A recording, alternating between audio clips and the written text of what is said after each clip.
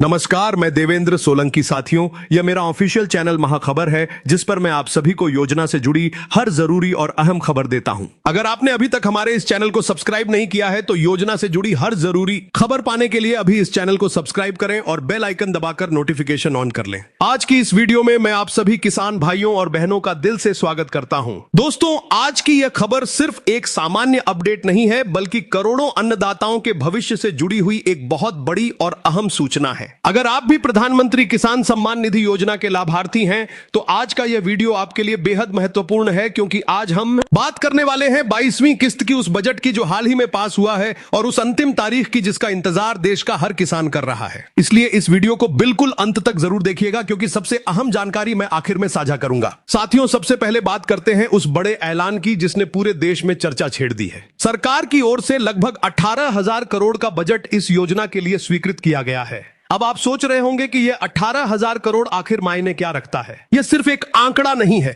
यह करोड़ों किसानों के विश्वास, उनके हक और उनकी मेहनत की कमाई का सम्मान है। जब इतनी बड़ी राशि सीधे किसानों के खातों में ट्रांसफर की जाती है तो उसका सीधा असर गांव की अर्थव्यवस्था पर पड़ता है। बाजार में रौनक बढ़ती है, खाद बीज की खरीद आसान होती है और किसान को साहूकार के चक्कर कम लगाने पड़ते हैं। दोस्तों, अब सबसे बड़ा सवाल यही है कि 22वीं किस्त में आखिर कितना पैसा मिलेगा। क्या इस बार भी 2,000 रुपए की किस्त आएगी या फिर राशि में कोई बदलाव किया गया है? सोशल मीडिया पर कई तरह की खबरें चल रही हैं। कोई कह रहा है 2,500 मिलेंगे, कोई कह रहा है 3,000 की तैयारी है, लेकिन आपको घबराने की जरूरत नहीं है। आधिकारिक जानकारी के अनुसार योजना की संरचना में कोई बदलाव घोषित नहीं किया गया है और किस्त की मूल राशि वही निर्धारित ढांचे के अनुसार जारी की जाती है। इसलिए अफवाहों से बचना बेहद जरूरी है। हम आपको वही बताएंगे जो प्रमाणिक और आधिकारिक जानकारी पर आधारित होगा। अब बात करते हैं पारदर्शिता की। पहले कई बार योजनाओं को लेकर यह शिकायत रहती थी कि लाभार्थियों तक पैसा समय पर नहीं पहुंचता था या बीच में तकनीकी दिक्कतें आ जाती थीं। लेकिन अब डिजिटल सिस्टम के माध्यम से डायरेक्ट बेनिफिट ट्रांसफर यानी डीबीटी के जरिए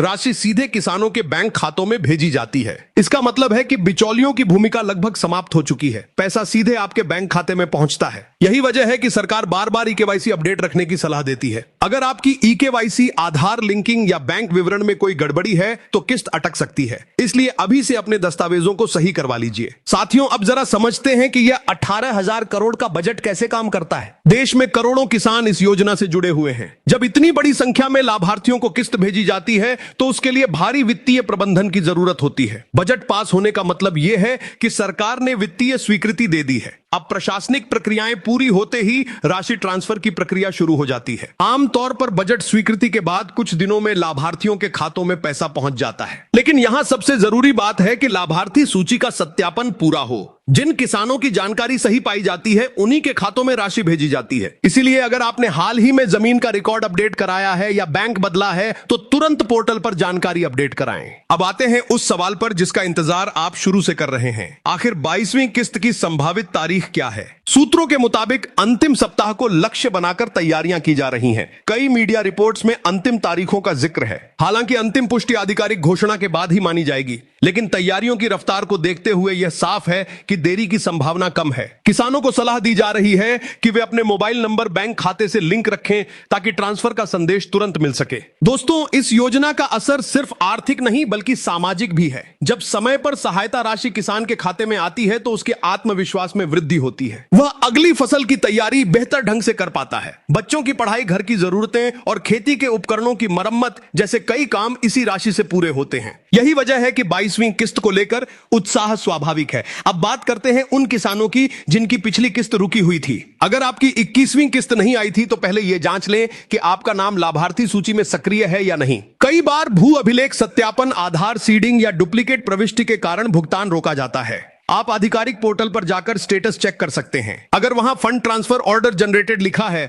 तो इसका मतलब है कि राशि जारी हो चुकी है और कुछ दिनों में खाते में पहुंच जाएगी। लेकिन अगर रिजेक्टेड या पेंडिंग दिख रहा है तो तुरंत कृषि विभाग या सीएससी सेंटर से संपर्क करें। साथियों, एक और महत्वपूर्ण बात यह है कि योजना का लाभ केवल पात्र किसानों को ही मिलता है। जिनके पास कृषि योग्य भूमि है और जो निर्धारित शर्तों को पूरा करते हैं वही इस योजना में शामिल होते हैं। अगर किसी ने गलत जानकारी देकर लाभ लिया है तो सत्यापन में उसका नाम हटाया जा सकता है। इसलिए हमेशा सही और प्रामाणिक जानकारी ही दर्ज करें। अब अंत की ओर बढ़ते हुए वह जानकारी जिसका आपको बेसब्री से इंतजार है। उपलब्ध प्रशासनिक संकेतों के अनुसार 22वीं किस्त अंतिम सप्ताह में जारी की जाएगी और बड़े स्तर पर ट्रांसफर की संभावना जताई जा रही है। हालांकि आपको सलाह दी जाती है कि आधिकारिक प्रेस रिलीज या पोर्टल अपडेट पर अंतिम पुष्टि अवश्य देखें, लेकिन इतना तय है कि बजट स्वीकृत हो चुका है, प्रक्रियाएं अंतिम चरण में हैं और किसानों के खातों में राशि पहुंचने की तैयारी पूरी कर ली गई है। इसलिए अपने दस्तावेज अपडेट रखें, अफवाहों से दूर रहें और आधिकारिक सूचना पर ही भरोसा करें। जैसे ही अंतिम अधिसूचना जारी होगी, हम आपको सबसे पहले अपडेट देंगे। आप मेहनत करते रहिए, देश की अन्न भंडार को भरते रहिए।